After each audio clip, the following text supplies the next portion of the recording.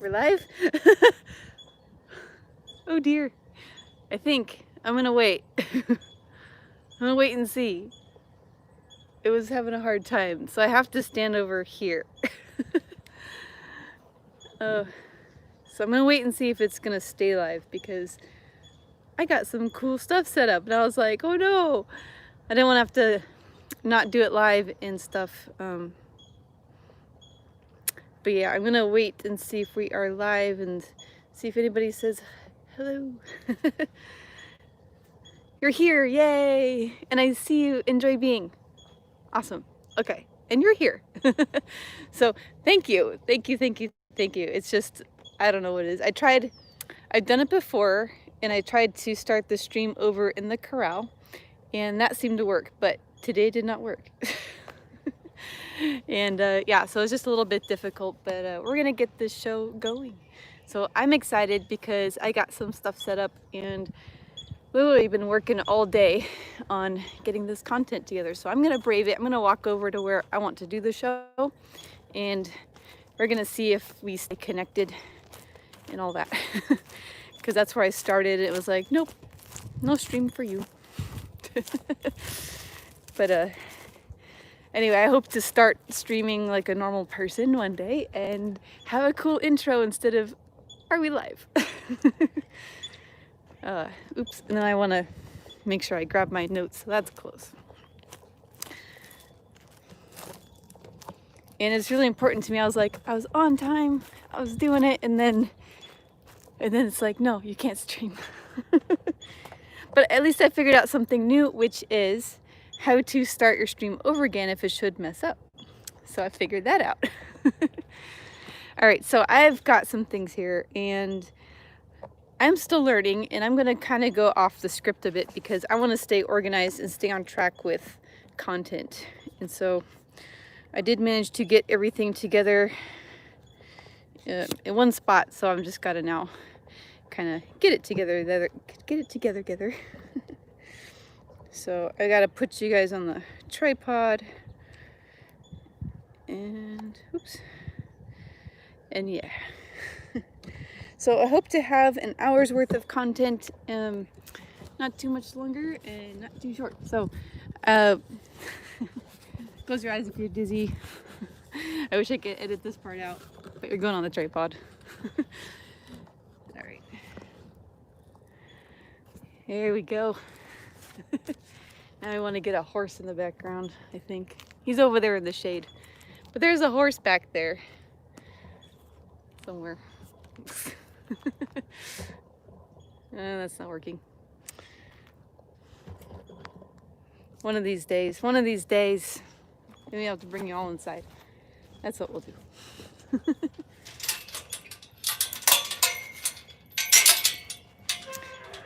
So what you do here is you say, thank you for your patience.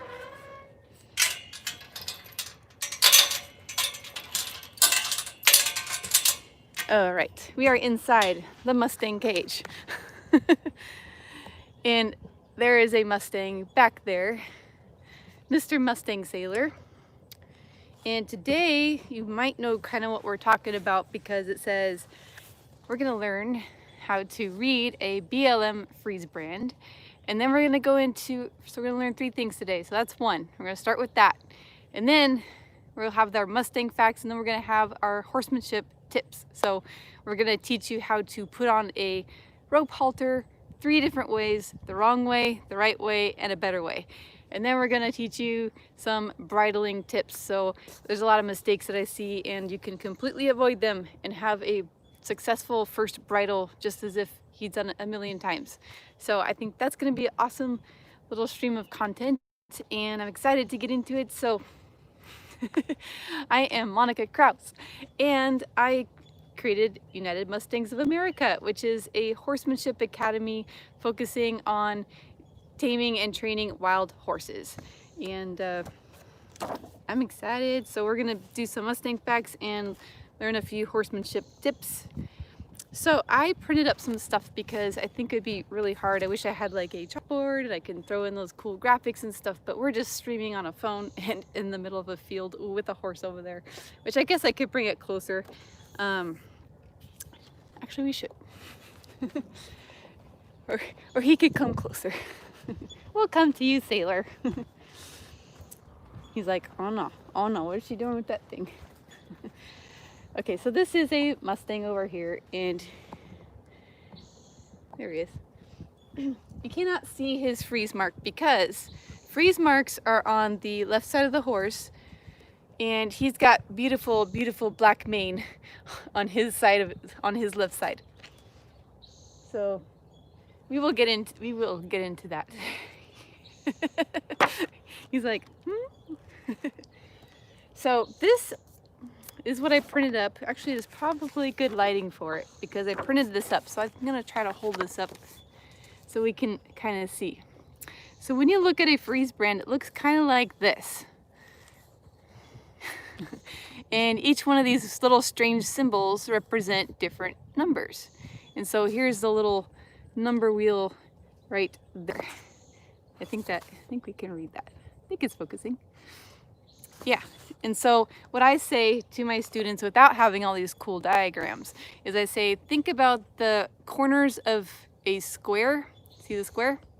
And the corners of a diamond. See the diamond? And each one of those corners of square and diamond represent different numbers. And that's the coding for reading a Mustang freeze brand.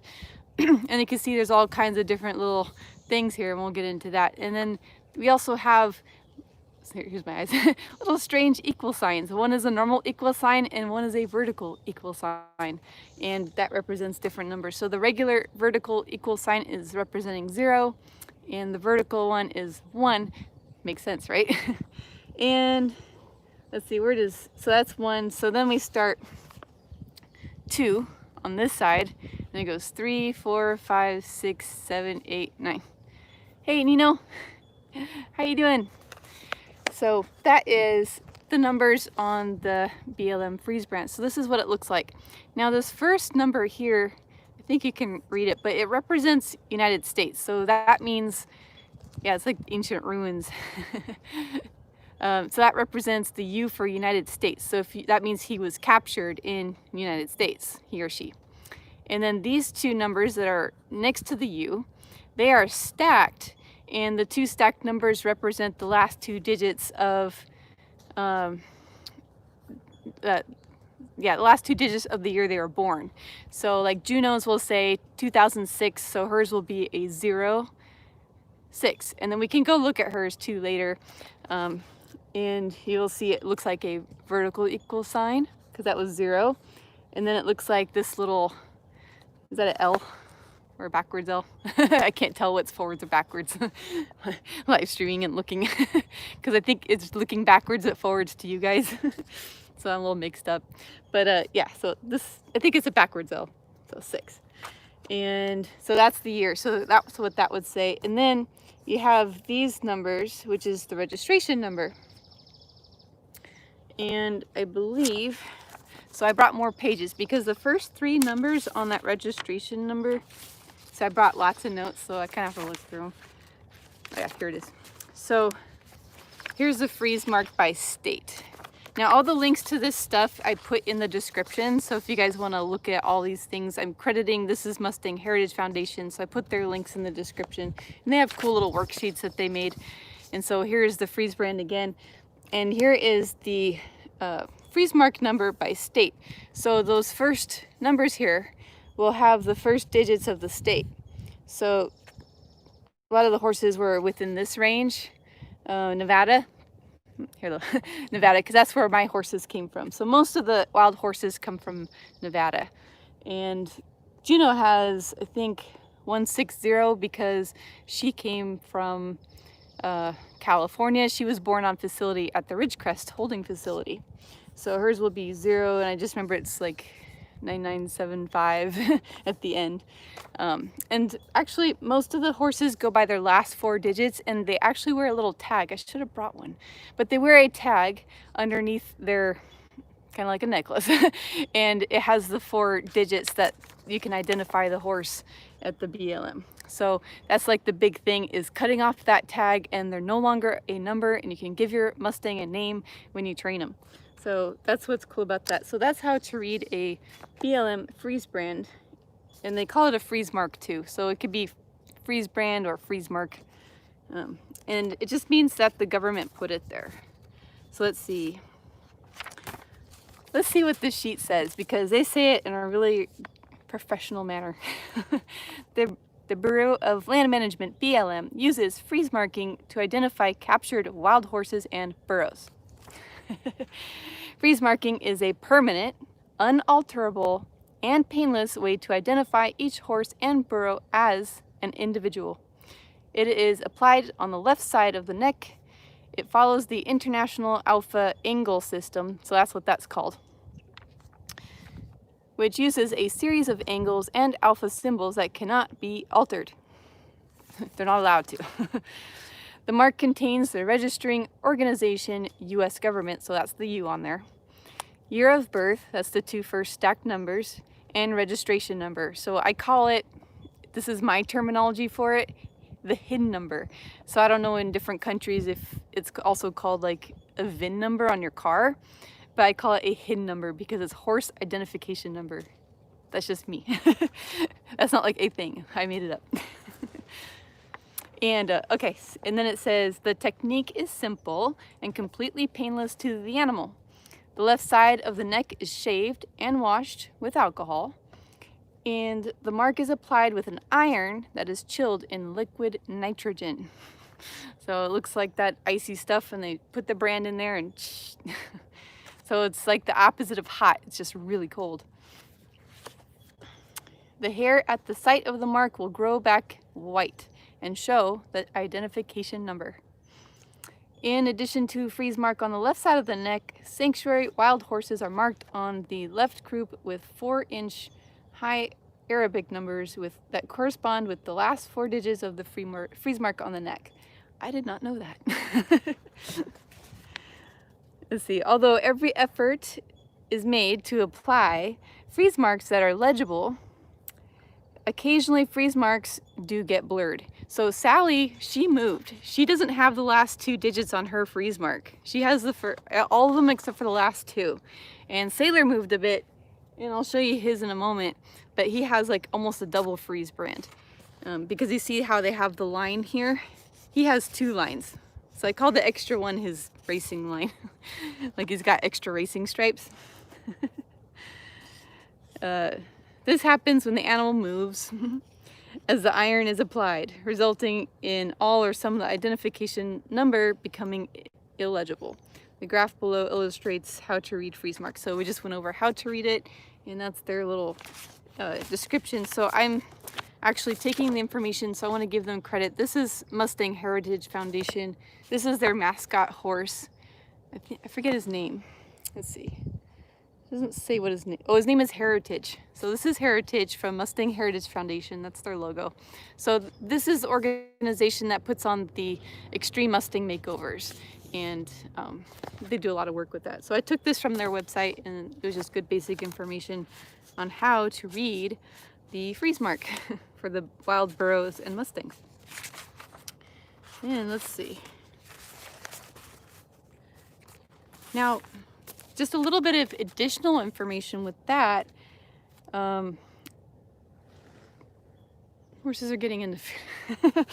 So they also identify like a signal. There's another little thing on the paper. It'll be a signal, how do you say it? Signalment key codes used for describing animals.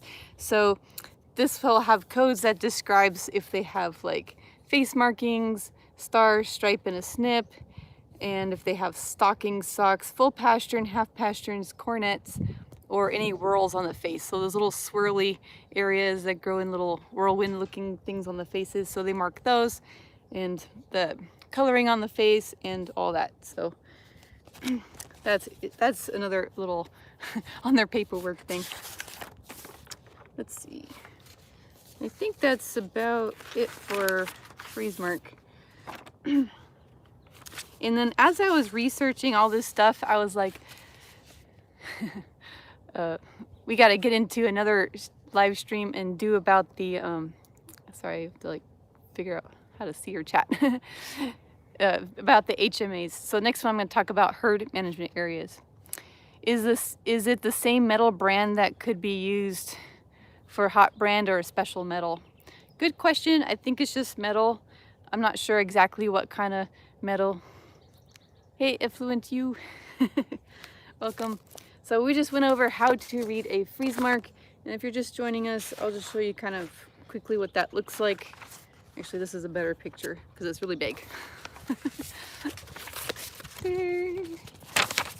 Okay. Okay, so it looks like this. And I'm going to show you in a second what it looks like on Mr. Sailor. And we'll go see if we can read it, actually. So you got the points of the diamond, points of the square, and your vertical equals, or your horizontal equal sign, your regular one, and your vertical equal sign, which represents the different numbers. So this is just an example one. That's not all the horses. And this is the United States U and all that. So let's go see what Sailor's looks like. Let's see if all his numbers are there, because it has U, 2 stacked numbers, 1, 2, 3, 4, 5, 6 digits. First 3 digits represent the code, which is on this side, which state they're from. And these are all of the states that wild horses are gathered from. So we got Arizona, California, let's see, Colorado, Idaho, Montana, Nevada, New Mexico, Oregon, Utah, Wyoming, and random eastern states, whatever that means. Okay, so let's go see Sailor. Let's see if he'll just stand there. I'll bring you guys a little bit closer. He looks really calm. I think you'll see that. He's thick. All right. So let's see. Hopefully he just stays asleep there and I don't have to keep moving, keep moving around.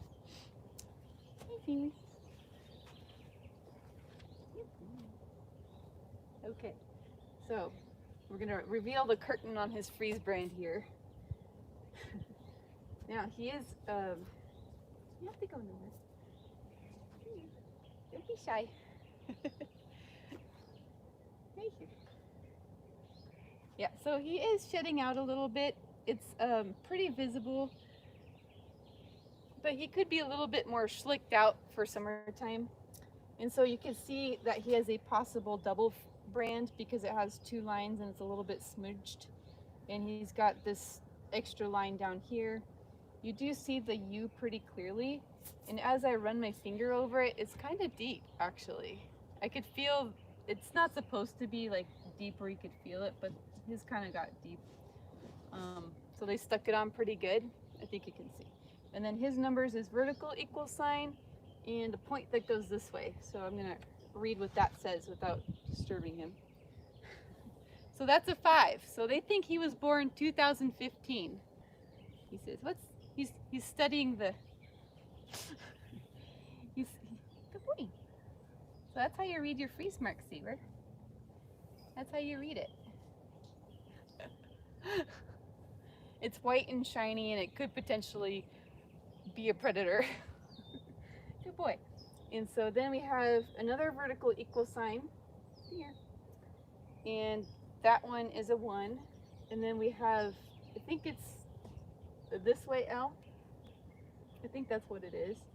And then we have this way, this way, this way, and this way. So, let's see. I don't know if you guys can read. I don't want to scare them because I don't have them tied up. So we got vertical equal sign, which is a 1. And then we got, I think that's another 5. So 5, 1, 5. I wonder what code is 1, 5. So it says Arizona, which doesn't make sense because he was in Nevada. Doesn't make sense. And then downward 1 is 7. So I remember him being a 7, and then that is a 5, and then yeah, 7, 5, 7, 9. So I remember that being his number on his tag. So it's, yeah, so that's his number. So we can actually read his number pretty good. If he's a little more slicked out, I could probably read what that second one is, which is not really too clear. Good boy. So he wants to study too. He's like very interested. He can study. Okay. That's the freeze brand, Sailor. Very good. Very good. It says you were born in 2015. So it says he's 5 years old. I think he's just barely 5 years old. So let me check the chat here if you guys have any questions and see who's all here. Hi, Robin. Not typing much, watching. All right, cool. So were you guys able to see his freeze brand? Kind of a little bit okay. Here we go. Now he's gonna escape. So we're gonna go on to second segment, and I'm gonna show you guys how to put on a halter on a horse. So a halter is what you catch your horse with. And this is the basic stuff. If you come take a lesson with me, this is the first thing that you're gonna learn, like the first thing. And we don't even practice on a horse. The first thing we catch is a fence. Because fences don't move, fences don't bite, fences don't stomp, and all that kind of stuff. So you can learn how to tie the knot on a fence, which is a lot easier. And then once you get it down on the fence and you do it 3 times really good, then we go catch the horse. So I'm going to show you guys how to put on a halter, but we're going to do it on the horse. So let me grab my tools and put these ones down, and I will be right back. I just got to crawl through the fence and grab a halter. Oh, and here we go. Okay. Actually, I'm gonna backtrack one thing from last stream, because I was not able to figure it out last stream. I think I'm gonna change view a little bit so that the sun is more there, and there's a horse in there. Okay. So I'm gonna backtrack just a little bit one thing, and that is these ropes. So I'm going to talk about a couple things about your equipment. So we're talking about halters. So this is your rope halter. If I stand a little bit farther away, we're like this close to getting a wireless mic. This close. I see a question. You busted a fence, tied a quarter horse in the wrong place. Yeah. It happens. Everything's happened. Sometimes you got to learn the hard way. So anyway, I'm just going to show you how to attach your pieces. So I have everything apart, and I kind of got things together so you won't see me struggling too much, and just kind of get things together. So this is your typical rope halter, and later I'm going to link, if you ever want to get some of these things, I'm going to link some good links onto my favorite rope halters and a little information about it. I just didn't get that far today, but this is a rope halter from Naughty Girls, I think. And it's just, yeah, Naughty Girls, and this is a standard size, which fits really good on all my horses that I train. So I try to get a size that just fits everybody. And this is really good. One thing I look for in my rope halters is poor Sailor chewed everything, so it's like that. But it's like sewed back into itself and burned on the end. So there's no metal clunky stuff, and I like these kind of halters. It's out of a good, real pliable material, not too stiff, not too soft, and it's really good. Okay, so this one. Now, one thing I goofed up last week was how to attach. We had this one. So I got 2 ropes here. I got a beige one and a green one, and they're both different. And I'm going to show you what's different about them. And why I couldn't figure out how to attach it. Because last stream, I had this green one, and I took the clip off of it, and I was trying to figure out how to attach it to the rope halter so you didn't have the clanky clip thing when you get your brand new Mustang. So it wasn't gonna work, and I'll show you why. Because this is how you do it. So when you put it over, it's really simple. It really is. As soon as I wasn't on the spot, I figured it out. Like, really? So you're supposed to put it over like this, but this is a really stiff halter that's been around for years. Actually, I might be able to do it, but the eyelet's too small, and it's not able to get easily over that Theodore knot. So I'm not going to use this one. Notice how that's really small compared to this one. So see how the eyelets are 2 different sizes. This one's a lot easier to work with, and it's a little bit more flexible rope, and this one's just really stiff. So I'm going to show you how it's supposed to be done. So we're going to get rid of the small one that's difficult. Bye. And we're going to take this one, and all you do is just put it over your Theodore knot. That's where your halter goes. Find the end. Da, da, da, da. and then you put it right through the end like this, and then this is a kind of a long rope, but it's really good for all-around training and if you're ponying horses so they don't get loose and stuff. And then it just goes all the way through like this, and then you just bring it back over that Theodore knot, and then a little bit secure like that. So that's how you get it on. That's how it's supposed to go. And it's really easy. It's not hard. Okay, so we figured that out this stream. Okay, so now before we go catch a horse, we're gonna go a little bit into how to catch a horse because we gotta go catch him still. He's back there. Hey, Coffee and Crate. How are you doing? Glad you made it. All right, so before we go catch, so Coffee and Crate knows this. Before we go catch our horse, we have to prepare because horses are really non-interested in what you are doing. And so you got to prepare. So what we do to prepare is I'm going to show you the way to do it to make it really streamlined, and it just comes out of your hand all naturally the way you go approach a horse. And don't go approach your horse trying to figure out, oh, I got to put this little loopy piece. There's only one of these loopy pieces, left hand. Oh, I'm going to find this long strap. Okay, that goes in my left hand.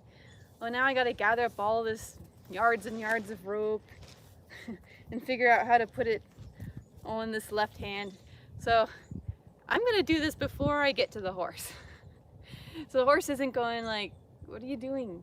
And then it starts walking off, right? So I'm going to get ready just like that, everything in my left hand, and I'm going to show you why. So let's go catch this horse and we'll narrate what's happening as we're doing it. We're going to see how it works with a tripod because, you know, I don't have a camera person, so we're just going to see how we stay in frame here and how I can stay in vocal range. So he seems pretty good over there. I don't want him running off so I can show you. So I'm going to speak loud and I'm going to try to stay in frame there. Okay, so horse, look at his body language. What a good boy. So I want him to turn and face me more, right? And come into my space. So he's not running off, that's nice. He's looking a little bit agitated and stuff like, oh, this is Sailor, by the way. Mustang Sailor. And he's licking and chewing, so he's kind of expecting what's next. Now I'm not approaching him, I'm ready, I'm talking to you guys. So he's actually just being a nice boy waiting. And I'm gonna go and approach him and watch what I do in sequence. I'll try to explain it as it goes along. So I approach the shoulder, good boy, a little stroke, hug. First hug I bring over this rope, second hug right away. I grab the long strap, keep the loop in my hand. You notice how my arm is over his neck? And so I'm just going to rest my arm on there and wait for him to bring his head down and then release. So each time he brings his head down just a little bit, head down and towards me, I'm going to release my rested arm on him. Because I want him to come in and search for the halter. Right now he's kind of like, no, I don't want to. So every time, good boy. So every time it's microscopic, but he's lowering his head and coming in the direction of that halter. And so every time he does that, I release. So I'd like him to come and search for it. Good boy. And so see how I'm not chasing him around? And it comes into my space, and then I'm going to tie it up. So I'll come a little closer and I'll show you how I tie that up. But I'm just going to tie it so I can bring it closer. Okay. So I'll show you the 3 ways to tie your halter.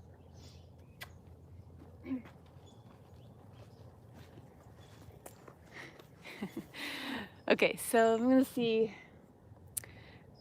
how I can make this work. Great demo. Yeah, so we're working with Sailor Boy, and I think we're gonna go over here. I think there's a little better lighting. Yep, so that's how we catch our horse, and everything's just set up. Oh, we got a rope on the ground. That was great. All right. Wait. Now there's a wrong way to do these things, but if I did that without a camera person, I don't think you would see it because the horse would just be running around. Okay. Hey, Seymour. All right, so let's turn him in a way where you could see the side of him. He's a little camera shy from you guys. Okay, we're gonna come back. I want to turn him a little sideways. And I think I'm gonna angle that camera up a little bit. Hopefully he'll ground tie. There we go, get a whole horse face in there. All right. I think we can see this. Okay, so I have tied this the correct way. Now I'm going to show you 3 ways to tie a rope halter. One of them is the wrong way. You do not want to do it. Second way is the right way that 98% of the people talk about doing, which is this way. And I'll show you how. And then there is an even better way that I learned recently, actually. And so I brought in my demo of this halter because it has a lot of rope to work with, so all 3 of the ways I can show you really easily. All right, so I'm gonna undo this one, and I'm gonna show you. Let's move his mane here a little bit. You're not gonna go anywhere. You gotta hang out, buddy. Sorry, I know you have flies today. Okay, so what you do not want to do, I'm gonna show you the do not do and why. So I got this long strap. You got these 2 pieces. I have sewed it through here. So far so good. Sew it through there. That's okay. That's okay. And that's main problems. Okay, so that's that. And then a lot of people might mistake. I've even seen veterinarians do this to my horses. They go behind the rope piece, and then they make a little loop-de-loo up here, and then they secure it like that. So now the rope, the strap, is now tied onto itself. So if this horse, back in our early days, horse Mustang training, if he was to set back, I think, I forget, someone mentioned here their horse took a post with him. So if it's one of those days where the horse took a post with him, you'd also be very, very attached, and you'd have to get your pocket knife and cut this off of your horse's head. And so to save your $40, because these things aren't cheap, little rope halter like this is about $40. And you know, to save it, don't tie it like that, because it'll either come undone or it'll never come undone. So that's the problem with tying the rope back onto itself. So here's the correct way. I'm going to undo that one because we don't want problems. So same thing, you got your 2 pieces, we got it on his face.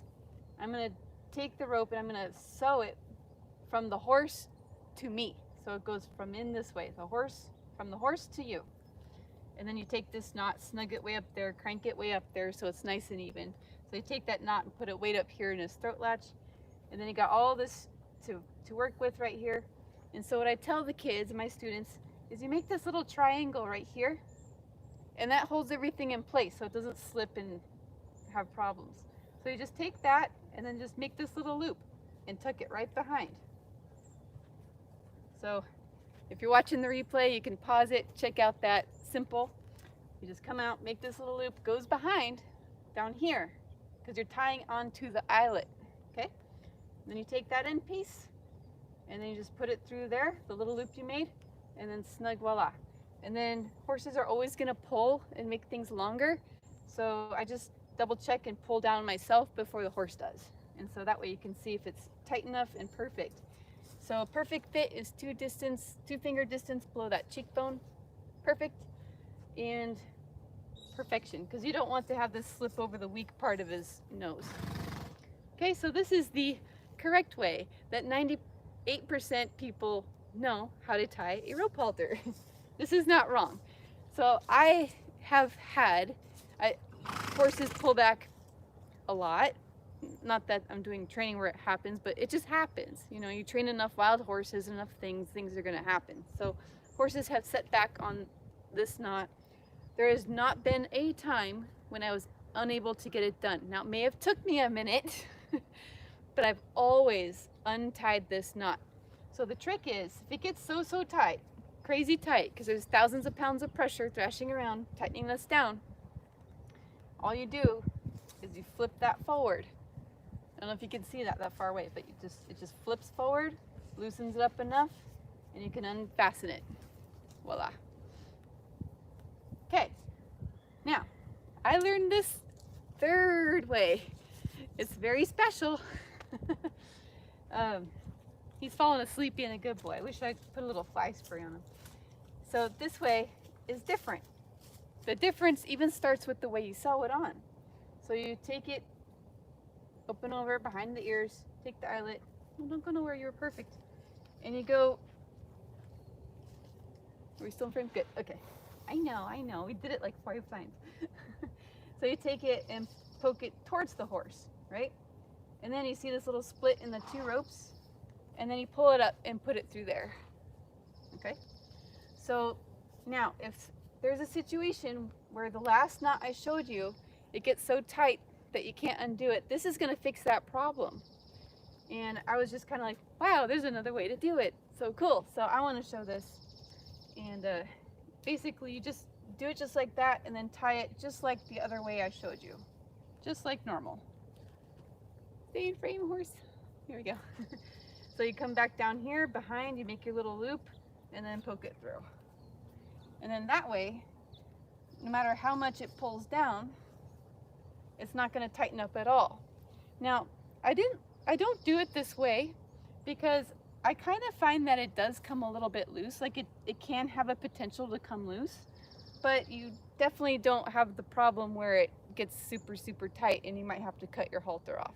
So now this doesn't cinch down or change length or anything, but it kind of does come out a little easier. So if you have the right material, it'll hold in place really good. So that's the pro way. You have your what not to do, what to do, and even better. So that's the 3 ways to put on your rope halter or tie your knot.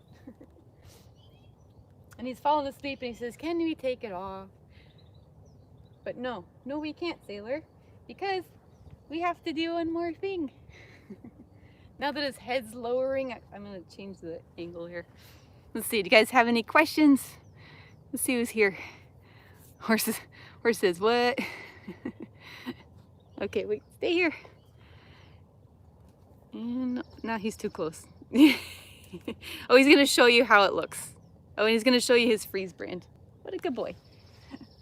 So there's his little close-up, your little ear shadow. That's his freeze brand right there.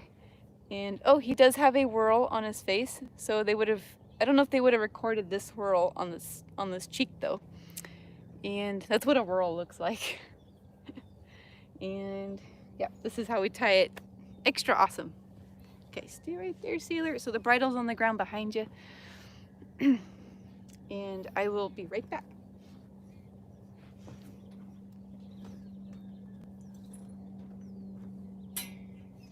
Okay.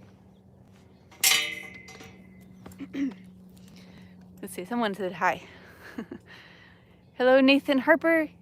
Hello, Mary Carberry. How you doing?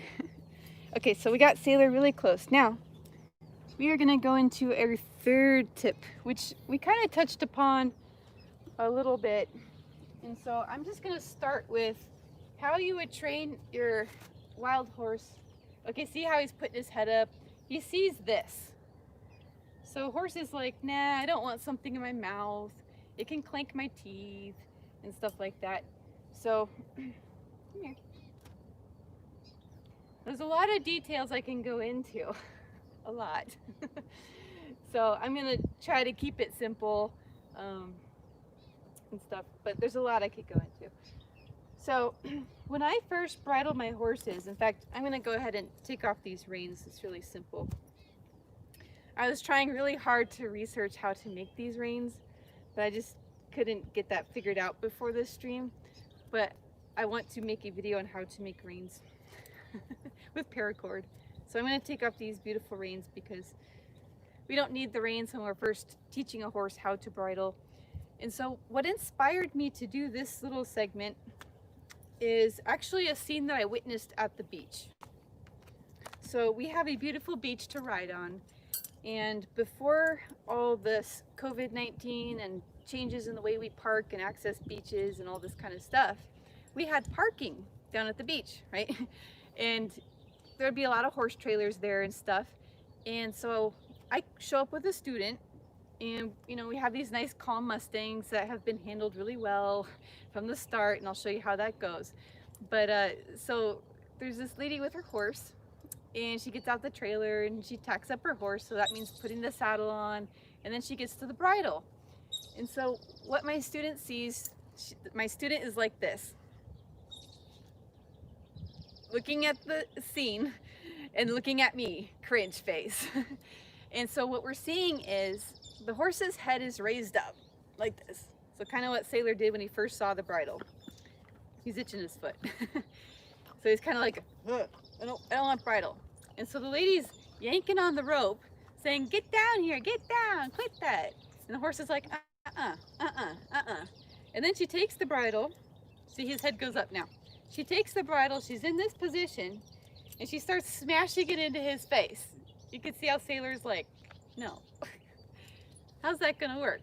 So you can see how that scenario is not working. So there's people that have horses, horse trailers, go on trails, but they don't know the basics of horsemanship. And so this is the scene that has inspired me to show this segment, and it's probably the most valuable piece of this whole live streaming today. And my students kept saying, you should be teaching this, you should be teaching this. So here we are. We're gonna show you. So I just took the reins off. We don't need reins right now because, you know, we're just teaching this wild Mustang today, or a horse that doesn't want to wear the bridle. So we're gonna show him first time. And I learned this from my mentor, and I've done it on horses ever since. And on first bridled horses, and it looks like they have wore a bridle 100 times, and it was their absolute first time putting on the bit. And so what we have here is a very simple snaffle bit. It's just got 2 rings on the side with a mouthpiece, and this mouthpiece happens to be broken in 2 pieces to make it comfortable across the tongue. And so it's just a snaffle bit. And so when you're training your horse to accept the bit, now even in that situation, I could have went over to that lady and do what I'm gonna do now and just got the bridle on just fine for her horse. And she would have been in shock because she probably would have think, oh, I gotta do tons of training. I don't wanna take the time. I just wanna go down the trail. But nobody takes the time to do things that will last a lifetime, right? Good boy, he's being very good. Okay, so bridles, your head stall is made up of your head stall. So that's this leather thing, your head stall. So this goes on the head, which holds the bit in the horse's mouth. Okay, so to be less threatening, like putting it on his face, so I kind of like, for example purposes, he's kind of like, I'm not sure about that. So you can see what we can work through here. So I just take off that whole thing. So we have a buckle on this side. Different head stalls may have different things. So I just remove that whole piece. Now you saw he was really good with putting on the halter and stuff like that. So I'm just gonna put this over his ears. And he's gonna wear just this part, and this part goes over the ears. So I'm gonna put it on him like that. And that's all he's gotta worry about. So let's do that. So we always stand to the side. And notice my arm comes over here. Let me see. I don't wanna move him, let me move you real quick. Just a little bit, okay. So he's already kind of like, no, no, no. So this is where your patient comes in. You can't force your horse, but you just do with the simple things. And it takes as long as it takes. So my arm is not pushing on him, it's just simply resting on him. And if I was to push on him, I can't lift up my arm quick enough for the release of coming over. So I'm just gonna give little encouragements. There we go. Good boy. Good boy. Good. So you see his head kind of slowly come over, and he's kind of like, no, it's okay. Let's come back.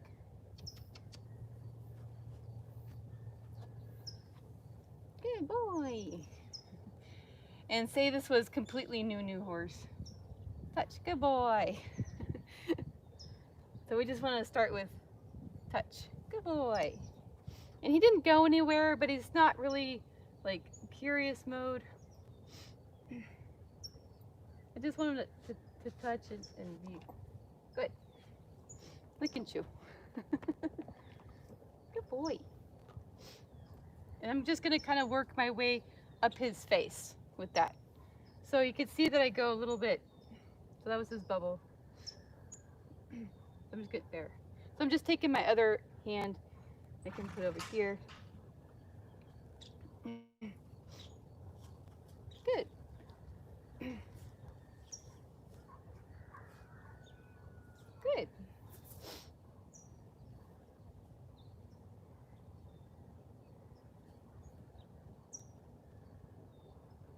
Good boy.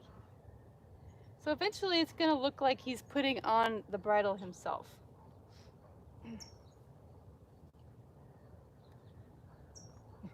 He was kind of interested, and I didn't want to go farther.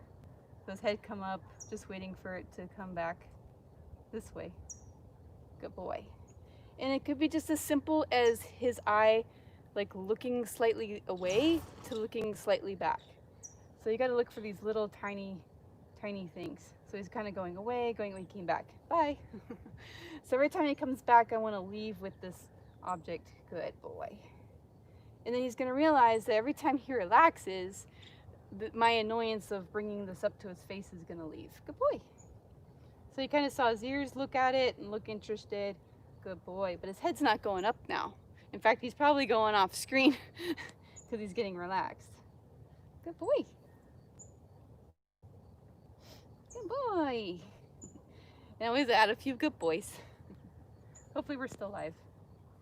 Good. And now that bit is kind of at his nose, and I don't know, his head's getting lower, and this is getting higher. Good boy. That was a good one. Good. Good boy.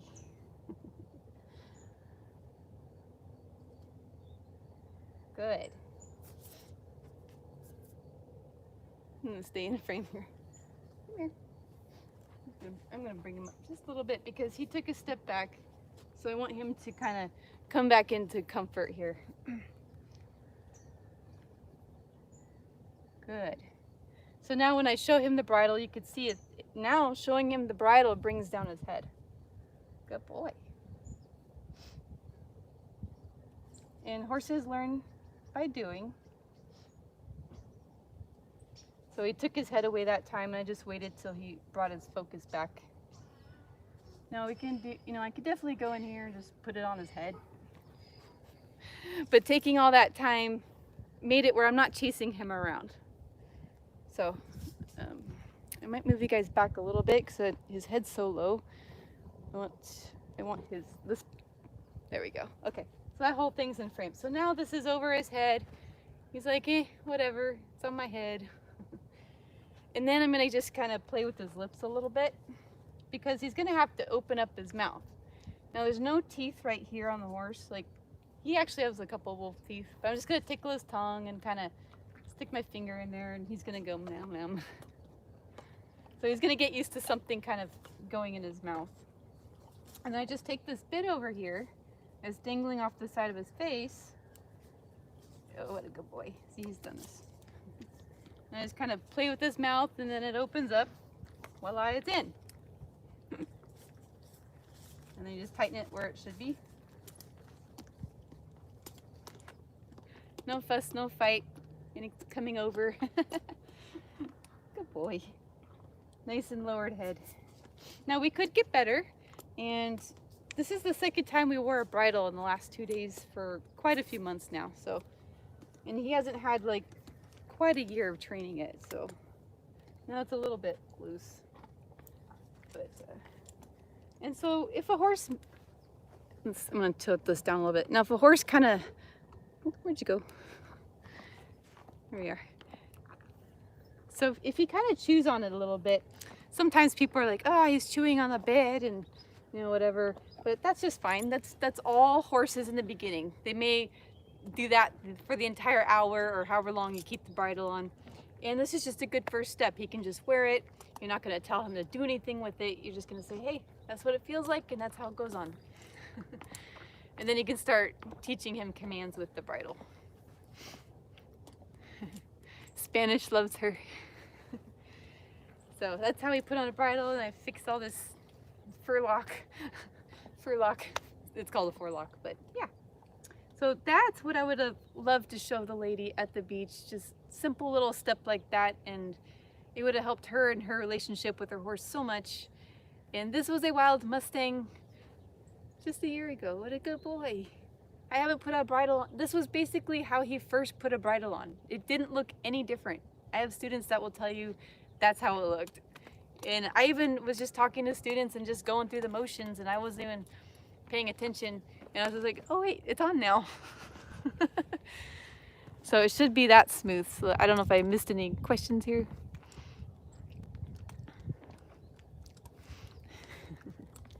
So that's how you put on your bridle. Make sure you always tuck in your stuff on the runners. I don't know if we're too close to see that. And then you want to put your throat latch on. And ta-da.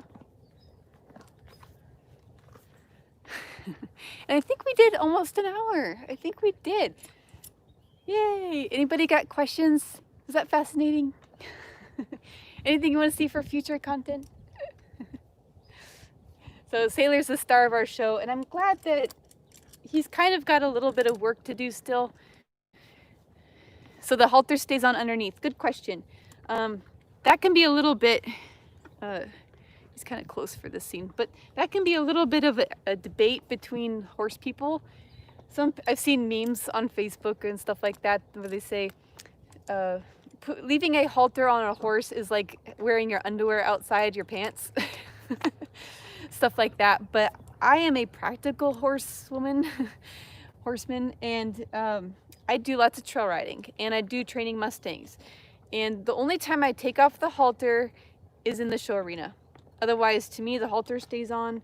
I would also love to design a bridle that is like a halter bridle combination. And so I do want to get into learning how to design those and make them, and then teach you how to make them. So we can have a combination, but it's really important to have your halter on. Maybe if you're doing trail riding, a detachable rope where you can take it on and off easy if you need to, use it for another reason or whatever. Keep the clip on, that's a good idea. But for your training and getting your brand new Mustang, take off the clip. How different, oops.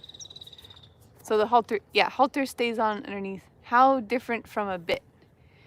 Oh, the halter is different from the bit? Is that the question? So the bit is basically in the horse's mouth. So this bit is for lateral control. So that means left, right, left, right. So it's a direct rein mechanism, this one. And so is your halter. So if you were to put reins up here, which you can ride in a halter, it's just not a bit. So a bit is in the mouth, halter is around the face. So that's the difference. Was that your question?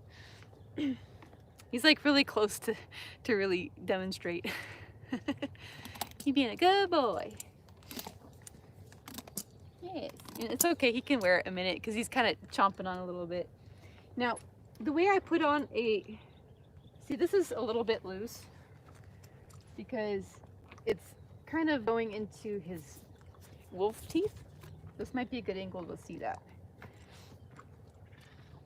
So he's foaming really good. He's got teeth right there. I don't know if you can see, but if you look up wolf teeth, I like to put the bit where it's above the wolf teeth and below the molars. Okay, yes.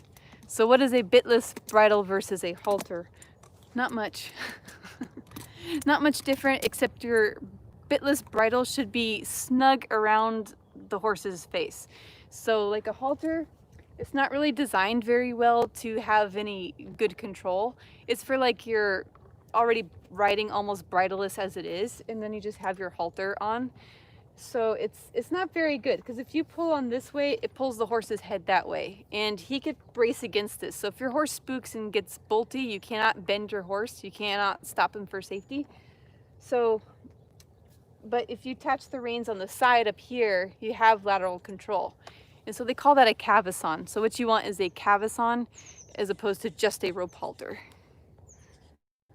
Let's see. Oops, I'm looking for questions. Is it just the material or construction? To me, it can be made out of anything. It's more about the physicality about it, so like how it's designed, if that makes sense. Yeah, so like the construction. Seems kinder than the bit, more kind than the bit. Yeah, so there's this saying that the most kindest of bits or kindest of cavessons can be harmful in the wrong hands. So again, I don't condone getting equipment to replace your horsemanship. Have horsemanship, get equipment to utilize your horsemanship accordingly. So there's all these extremists that want to be like, only bitless, only bits, only this, only that, and only curb bits, only snaffle bits. And so I'm like, why are you going to paint yourself in a corner with an argument of being bitless, being bridleless, being whatever? Why don't you just use the tool that you want to use for the appropriate time, place, and purpose, you know?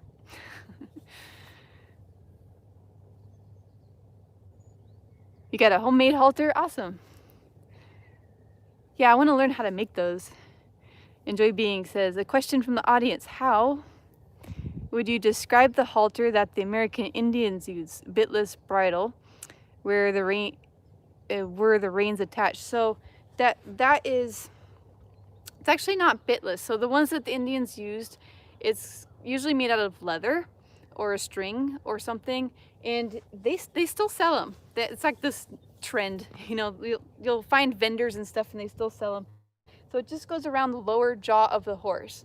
I don't condone them, because if you get into trouble and you need to tug on that horse, you're now just attached to that lower jaw, and if you're taking that jaw left and right, it's only attached by hinges and ligaments, right? Muscles, hinge, and ligament. So then you're taking that off skew.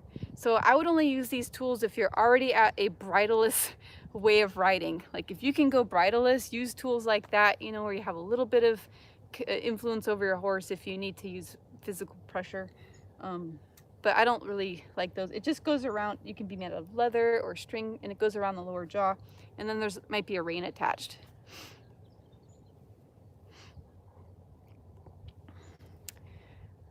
Oh, it's a rope one. Yeah, you can make these rope halters. It's just one really long continuous rope. I think it's about 20 feet of rope, and you can make one of these. Believe it or not, this little thing is 20 feet of rope.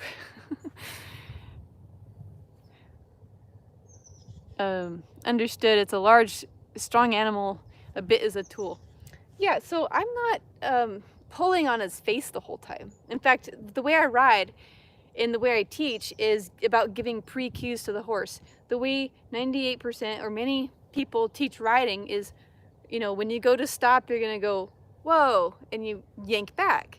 Well, how is that letting the horse know ahead of time that you're going to yank on his face? So it's like, you know, you walk, say you have somebody riding your back, for example, and you know, you're a horse, and then all of a sudden the only way that you stop for somebody is feeling in the face, you know, like, well, what if the person was nice and kind of just rubbed you on your neck first, and before you tugged on the rein, stop.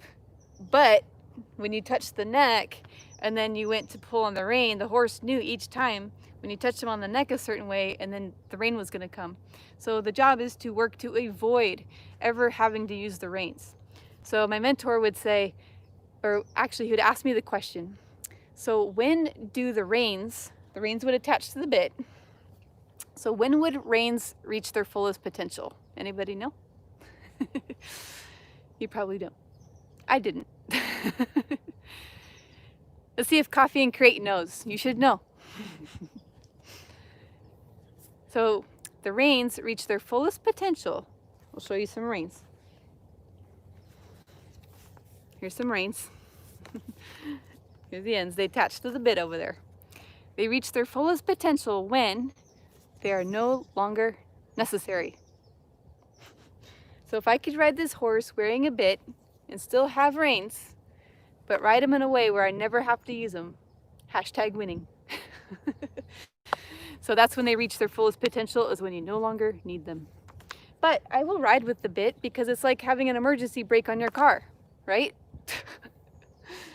I practically ride bareback bridleless on the horses, and but the reins are there when you need them. It's not like I'm sitting there tugging on the horse's face all the time. Let's see. It was a while ago. You don't know. Yes. Let me do this part. But see, now that we kind of hung out here, he stopped chewing on this here. He's a little bit smiley with that arrangement. What a good boy. Isn't he handsome? What a good boy. Ice cream. There you go. I love these questions, guys. Good questions. I love it. I love it. Any more? Any more before we end stream?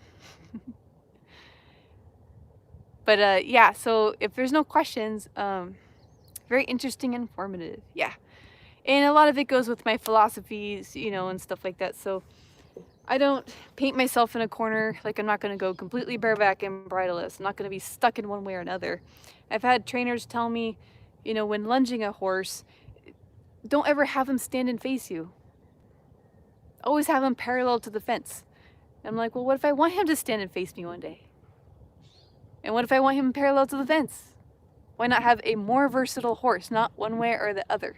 And he knows the difference between what I want, right? So, let's see. What do we got? 2 months you've been counting. Copy and Crate. I know, we did a whole month live streaming, which brings me into my little announcement. So I've been thinking about this month, and so this was our first month doing these live streams with Mustangs and a little bit of horsemanship tips, and I think this is our 4th one because I've been doing Wednesdays at 4 p.m. this month, California time. And so I was thinking about, what do we want to do for June? So June, I'm thinking, because I'm not sure if people are going back to work or what, but 4 o'clock might be a little bit early. So we're gonna try to do 5:30.